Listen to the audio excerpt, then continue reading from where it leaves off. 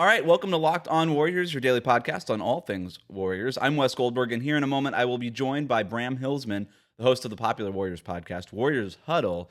He and I are going to discuss some of the things that we like and don't like about Warriors fans, and then get into some stuff that we're looking forward to in training camp and preseason, some questions that we may have. All of that is coming up next. As a heads up, this was originally scheduled to be my last episode with Locked On Warriors. If you've been paying attention to the show, you know that. I will be transitioning away from Locked On Warriors. I've recently left my job with the Bay Area News Group, moving to Miami, moving on with my career. And so I wanted to use this as an opportunity to talk about Warriors fans, what we've learned from them, what I've learned from them, my experience with them, and all of you while I was doing this show. But my end date is still a little bit up in the air with Locked On Warriors. Not really sure.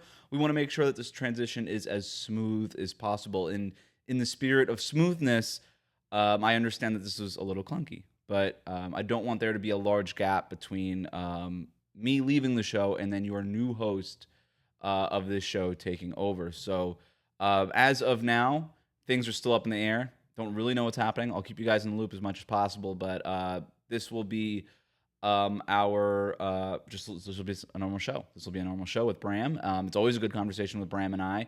And then we've got Media Day and training camp starting this week, and I believe I'll be taking you through that as well. But again, we'll see. I'll keep you guys updated. But without further ado, here's me and Bram. Enjoy. You are Locked On Warriors, your daily Golden State Warriors podcast. Part of the Locked On Podcast Network, your team every day. And I'm here with Bram Hillsman, the host of the popular Warriors podcast, Warriors Huddle, to talk about Warriors fandom in general. And Bram, I thought I would take the approach, the good, the bad, and the ugly. And since you're my guest on the show, we don't have to go in that order if you don't want to. Maybe we start on a high note, end on a high note. I don't know where you want to take this, but when you hear the good and the bad and the ugly of Warriors fandom, where does your mind go first among those three categories? Here's the first thing that pops to mind, and it isn't even one of those categories. It's a, Wes, be careful, right? So I love you, Wes. We are going to miss the hell out of you, and I've come to accept you as a Warrior authority. But you know what you aren't? A Warriors fan. So as we're going through this, Wes, be careful. You know what I mean? Like if you and I are talking about my wife and I say, man, my wife can frustrate me. And then you suddenly jump in and go, yeah, me too. That's a different conversation. You know what I mean? So as we go through this, as we are either praising or taking shots at the Warriors, whatever order we take it in, I'm down. I will follow. But just know that I'm entering this with a chip on my shoulder, and I'm ready to be angry at any moment. I'm excited for this conversation, but I'm a little apprehensive. Right. And we wouldn't go, well, you're frustrated with your wife. Let's do a good and the bad and the ugly about her. Like we wouldn't have. Oh, no. Maybe this was the wrong approach now that I'm thinking about it. I know. I'm excited about it. If nothing else, like I said, it's going to engender emotion, which is what we want for the podcast, man. I'm already like in a healthy sweat and we're not even out of the intro. There would be nothing better for my final episode than for me to crash and burn in front of Warriors fans and just royally piss everybody off without meaning to, as I have several times. I still get told that I said that they should trade Klay Thompson, which I still don't remember saying that. I probably shouldn't have brought that up on my own, but whatever. No, and if I had an audio clip right now to play, I would, but we both know that I'm not that prepared, No. So we'll never know. It's one of the great podcast mysteries. It is. We still have some of the sound, like stuff. I think, wait a minute, I think that actually was sound of your Klay take, so that makes perfect sense. That sound. It said sad trombone on my producer board here, but it sounds like a Charlie Brown teacher talking about geography. All right. And about sad trombones. That's exactly right. Good, bad, and ugly of Warriors fandom. You know what? I'm just going to say it. Let's start with the bad. Let's go in that direction first.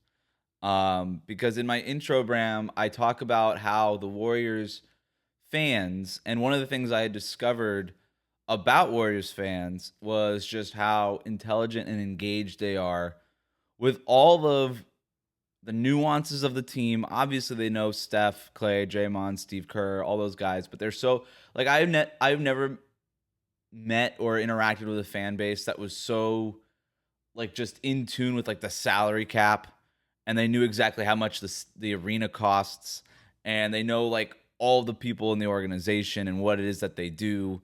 It is pretty remarkable, and that's not even the thing that's good about the Warriors fans that I'll get to. But I did want to just see what you thought was the bad thing about the Warriors fan base. Well, let me hedge this, all right? And let me use a bad example.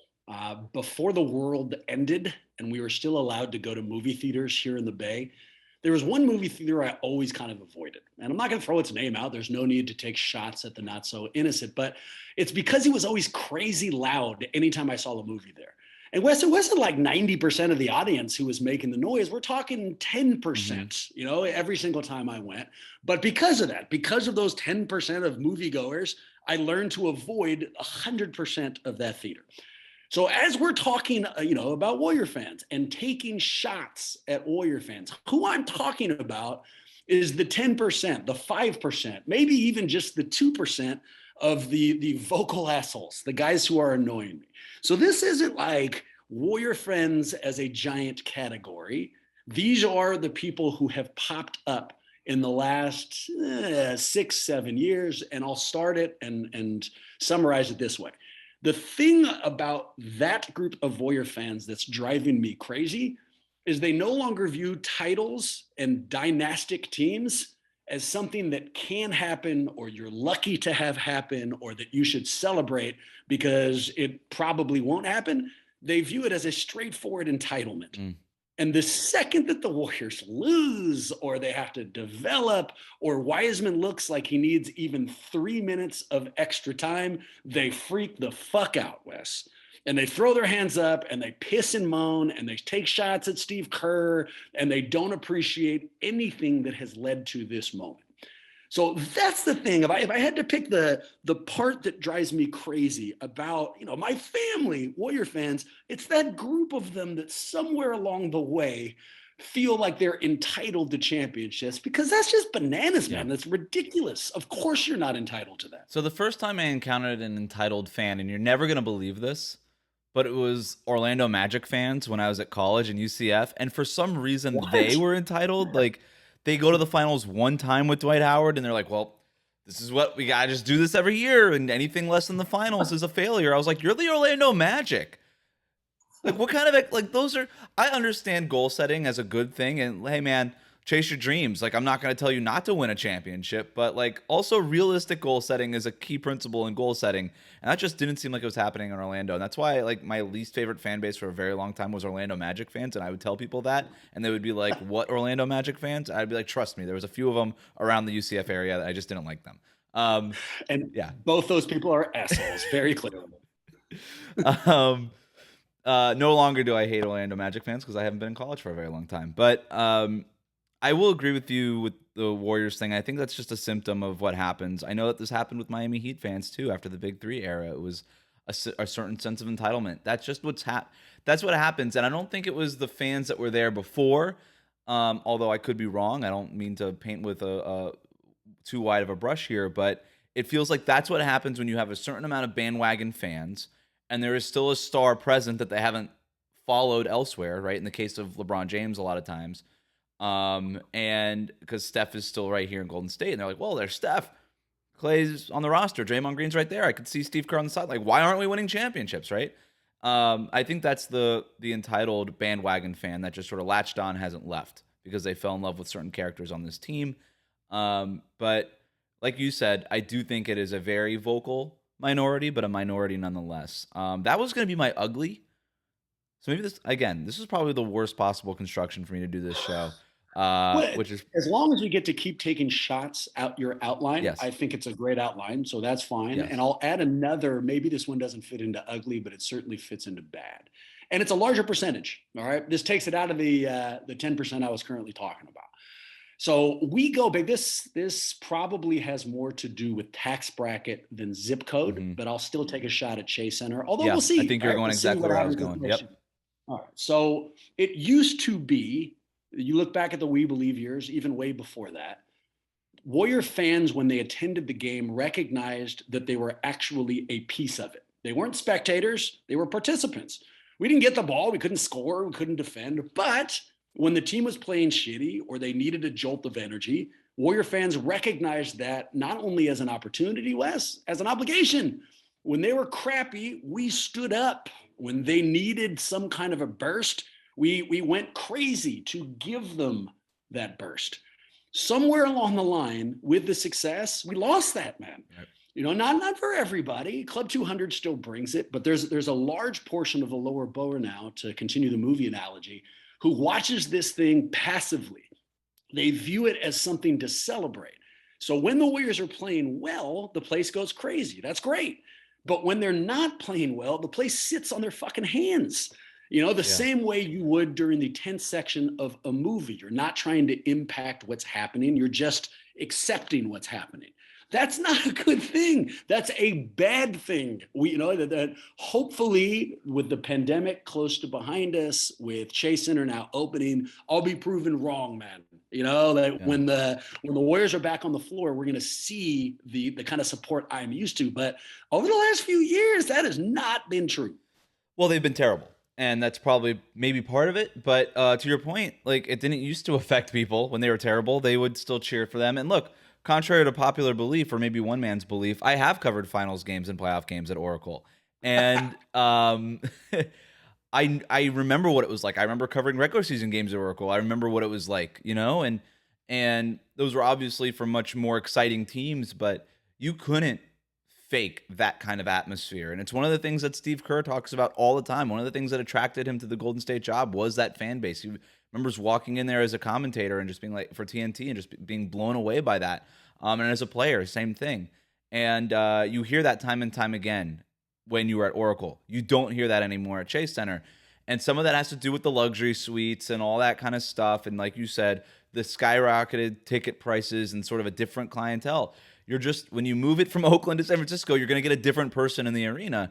And so I think that's definitely hurt that atmosphere quite a bit. All right. That's not to say it can't come back. We'll see. When they're playing games that, I will say this, at the end of last season, when fans were started to be able to come in a little bit more, and those games really mattered against Memphis and things like that, that crowd was louder than I'd ever heard it at Chase Center. And so I still think that there is hope. And I think with all of the theatrics and the things that they could do with the Jumbotron and all the technology that Chase Center has that Oracle never did, I think it could still be a very exciting environment, but it'll never replicate what Oracle was. But it could still be very exciting and different in its own way, which could be fun and new. And I guess that's the whole point of building a new arena. Wes, let's get some positivity in here. Yes. I'm starting to drown in the negativity. That's why let's get it out right away. I dug my own hole, and we're digging ourselves out of it together.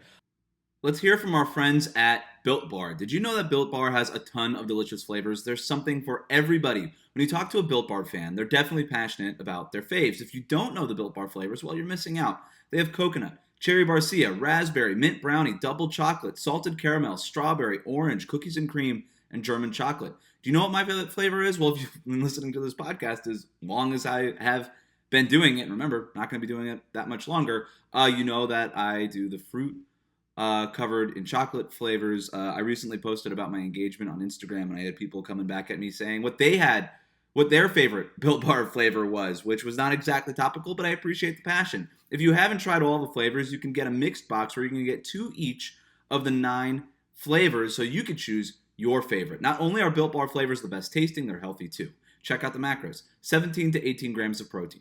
Calories ranging from 130 to 180. Only 4 to 5 grams of sugar. Only 4 to 5 grams of net carbs. Amazing flavors, all tasty, all healthy. So go to Built.com and use the promo code LOCKED15 and you'll get 15% off on your next order. That's promo code LOCKED15 for 15% off at Built.com.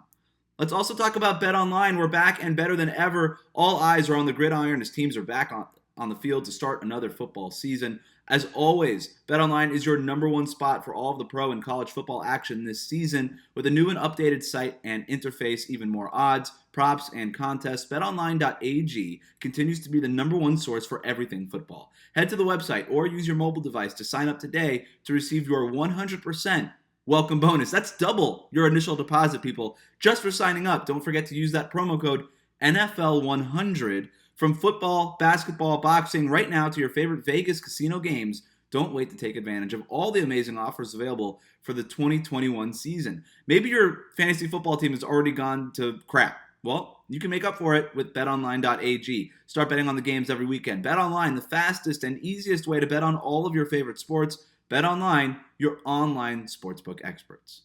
Let's get to the good of Warriors fans, and I'll go back to something I just talked about, Bram. I when I took the Warriors beat job at the San Jose Mercury News, and then I adopted this podcast for the Locked On Podcast Network. I obviously I was doing it knowing that, hey, this was going to be a break for me. I've kind of moved my way up from blogger, freelancer to established beat writer on a high profile beat, covering a high profile team with high profile players. I was very excited about that. No less. What? With a blue check, no less. Finally got that freaking blue check.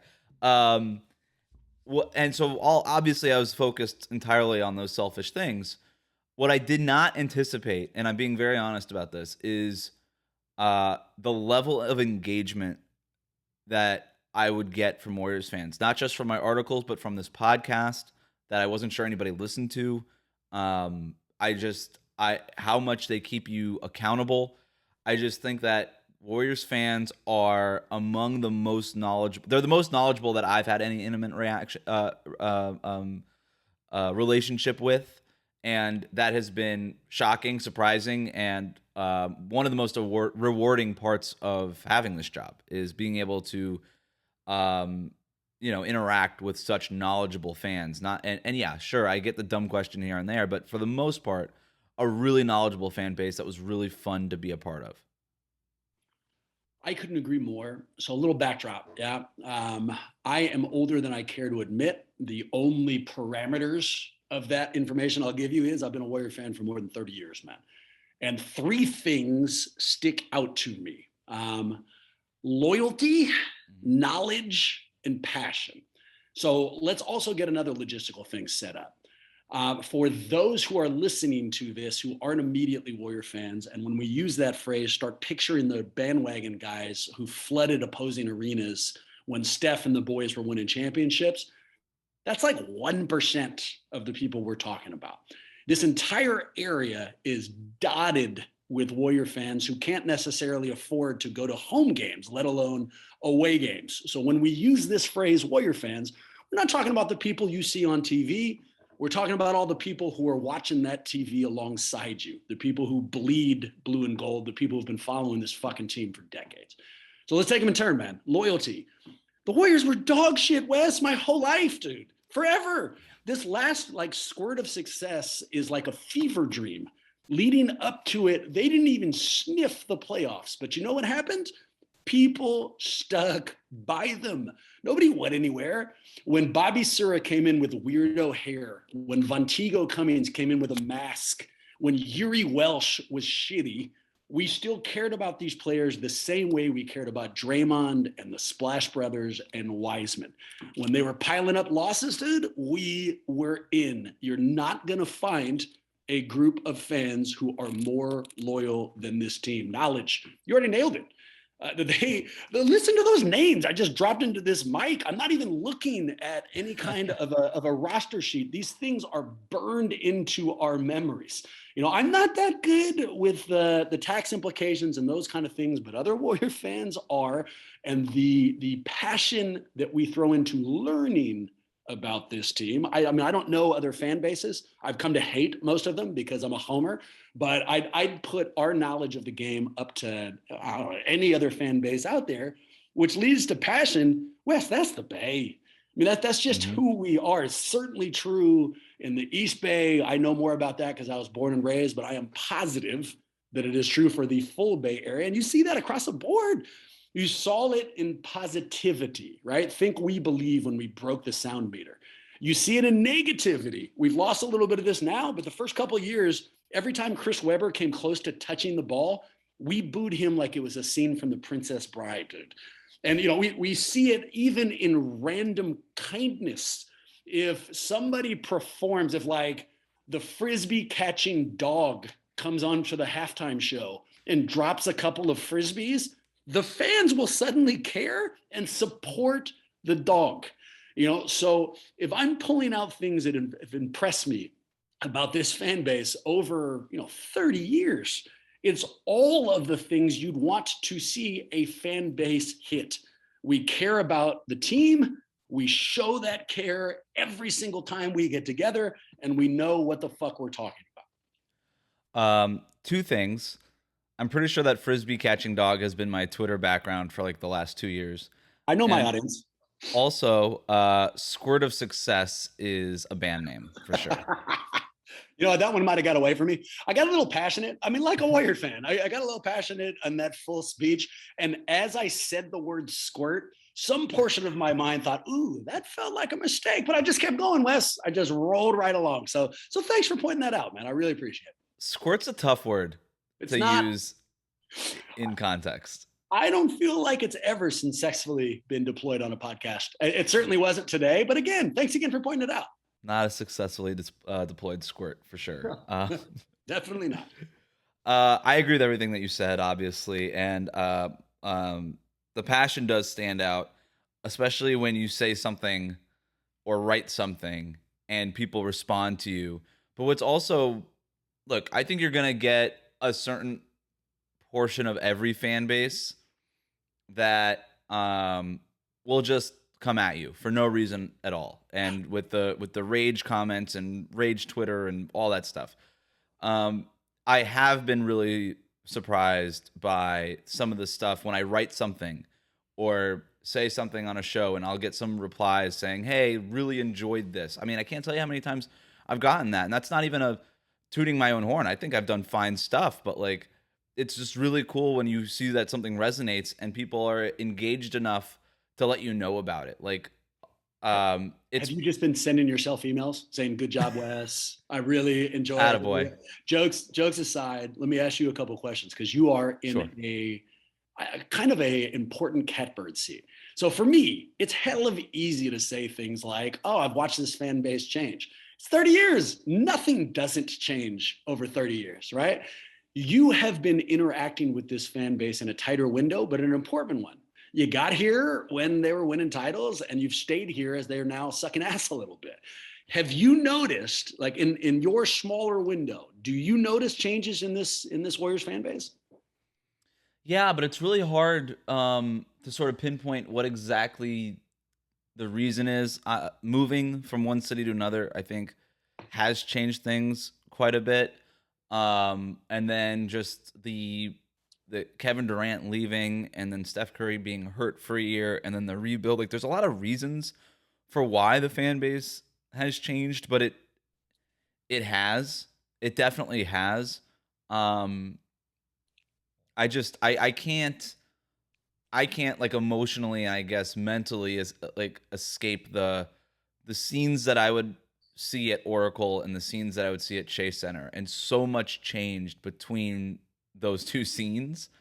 But like I said, the entire time, and look, it was interesting when you'd be around this team when Kevin Durant was around and Klay Thompson was healthy, and like the media would just be like, it would be like 50 people at a practice. It was just crazy to me. And then I would go on the road and there would be other pretty decent teams, like playoff teams, that would get like half a dozen media members from the home market. And then like half a dozen Warriors beat writers just covering the team on the road in Denver or something like that. And, good teams, right? And they wouldn't get nearly the draw that Golden State did. And then eventually it just became so much less and less. And going to these practices and these shoot arounds, and then at even these games, it just felt like you were covering a Sacramento Kings or a San Antonio Spurs type of market, because they were just, they won 15 games 2 years ago and whatever. And then you started to see it pick up a little bit toward the end of last year, especially when Steph went on that run. I honestly think that it'll get back to what it was, and I'm really optimistic that I don't know, like, I will never sit here and say that the Warriors will get back to right where they were during the dynasty. I don't, like you said, you can't expect that. That's an entitlement. You should never expect that. Could they win another championship? Absolutely. I'm just not expecting them to go 5 years in a row. But I do think that they're going to be back to being one of the premier teams and one of the prestige teams in the league, evidenced by, what the NBA thinks, putting them on the Christmas Day schedule, putting them on the opening night slate, like all that stuff. I'm really optimistic for some really exciting couple of years for the Warriors. Vegas agrees with you. Yeah. Let me ask you one more follow-up. What's the thing that you wrote or said that got the most hate sprayed back at you, squirted back at you, I should say? Like what take was just ugly as shit, and then you had to surf through some hate mail? Right. So I've been generally, and for the most part, right the entire time. But I have no idea why anyone would ever have an issue with you, Wes. You're so humble. So humble. The humblest. I think the James Wiseman stuff early on was probably the most where I got it. And then this last draft, I will say this. If I was going to go with another ugly, this last draft, Warriors fans got pretty ugly with their draft takes and stuff. And just like, they liked one player, and if you liked a different player in a draft of like tens and tens and tens of players, you were just an idiot and had no idea what you were talking about. Like if you weren't all in on Moses Moody at number 7, then you were just stupid and had no idea what you're talking about. And I hated that. But yeah, like the Davion Mitchell stuff, people came at me on that. Generally all of my draft stuff, like in my future, I don't know that I will go. I love the NBA draft, and I will say from my experience covering the NBA draft on a major outlet for 2 years, I might not go as deep as I did just because people are so ugly about the entire thing. And I don't even know it's just Warriors fans. I think that's just people in general. I think that's all fans in general. Well, you handled the hate fairly well. I tend to read most of our hate mail directly to my mom while I sob. So, it sounds like you handled it far more professionally, man. Nicely done. Yeah. Well, that was just like some of the personal stuff was like, you have a stupid voice, or you don't know what you're talking about, or like, just general stuff like that. Or, to my defense, Wes, your voice is stupid. I was right about that email. I stand by it. But then at the same time, I would get emails like, hey, we listen to you on the way, like I'm dropping off my kids to school, and we listen to you every morning for our Warriors updates. It's like, all right, just one email like that will literally counteracts and erases in my mind all of that negative stuff. Like that stuff just doesn't matter, because those people suck. If they're going out of their way to like email you that crap and just like ruin your day, like whatever, get out of here.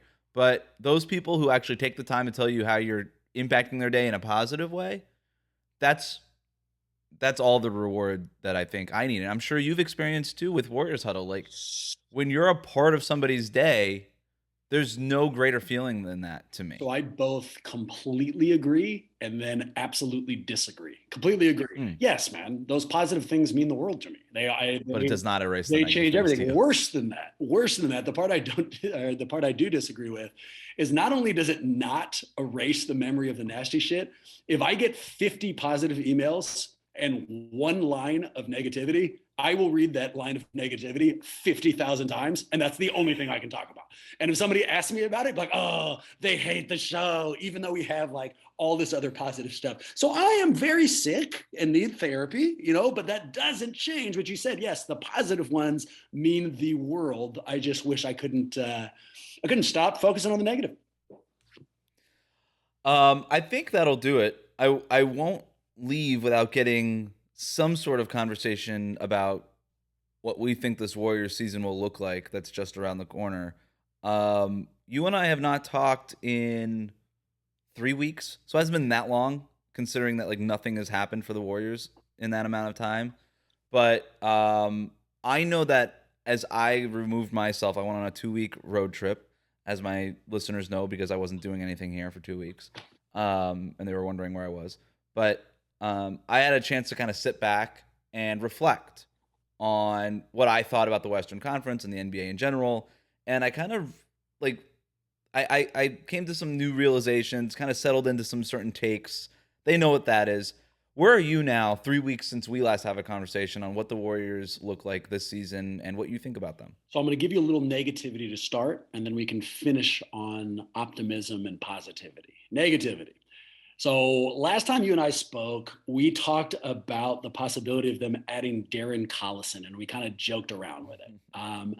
Right. And I didn't really have any larger takes on that. I do now because they had more news has come out that maybe they're going to work out Avery Bradley.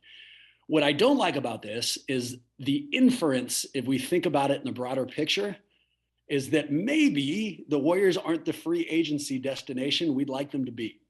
When we were all looking at the Paul Millsaps of the world, and hoping that they could sign some veteran minimums, and then, Millsap and other people went other directions. My first take was, luxury tax. They just don't want to pay him. It's a problem with Lacob's checkbook. He doesn't want to come out of pocket. So maybe these veterans want to come, but the Warriors just don't want to sign the check. Well, if they're looking at other guys and they're going to cough up veteran minimums for other guys like Darren Collison or Avery Bradley or any of those dudes, well, then it's probably not the luxury tax. No. That means they probably did approach those other veterans, and those other veterans said, I'm good. So, am I super happy at the concept that the Warriors aren't the lone destination for free agents anymore? No. Am I shocked by it again? No, they've got to earn their way back up to that spot. But optimism, let's... They need another squirt of success, Brian. Yeah, see, that's exactly right. Right when we thought we couldn't use squirt, Wes, we're just nailing it now, man. A lot of squirts. But optimism. And you and I talked about this on the huddle. Let's put it out here. So I do think that the Warriors are going to have a big year, but don't ask me, man. I've been rooting for this team for too long.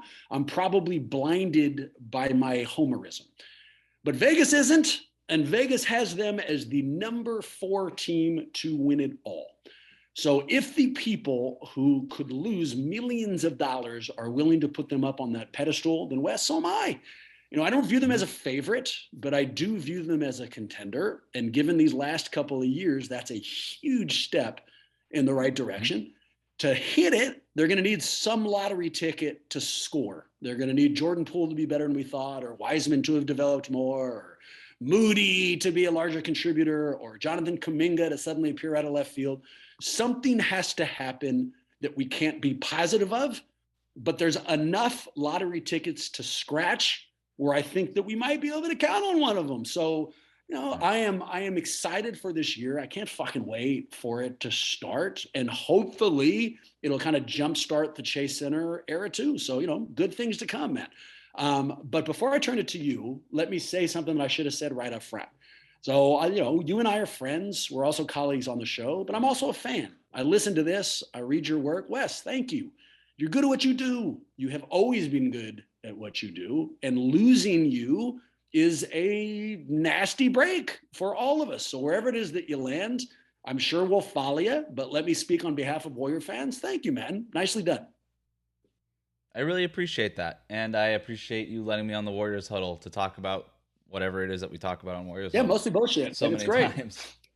It is great. I think that's a good spot to end it, Bram. Appreciate you coming on the final episode of my Locked On Warriors. I've said it 100 times the last week or so, but I'm going away. Locked On Warriors is not. You will be in good hands. And whatever happens with Locked On Warriors, I'm sure that's the case. But obviously, if you're not subscribed to Warriors Huddle already, you should be. So follow Bram there, and maybe I'll make a sneak peek here and there on Warriors Huddle in the future too. Not maybe. You'll be on. Last question. I'm the most loyal person on Earth, West, so I need a little guidance from you. When we hang up here and a new host takes over, you tell me I'm never listening to another Locked On Warriors episode ever. I will ride with you. But if you tell me the host is pretty good and I should stick on board, I'll go that direction. What do you think? Final word. Am I still here? I think you'll stick around. Well, then I'm on board. There we go. Boom. All right, guys. Thanks so much. Bram, Warriors Huddle, anything else that you want to plug? Nothing. My plug remains with, I guess, continue listening to Locked On Warriors. And yeah, if you want to hear us, our podcast is called The Warriors Huddle, and you can find it anywhere podcasts are played. Good stuff, man. Thanks for the chat. My pleasure.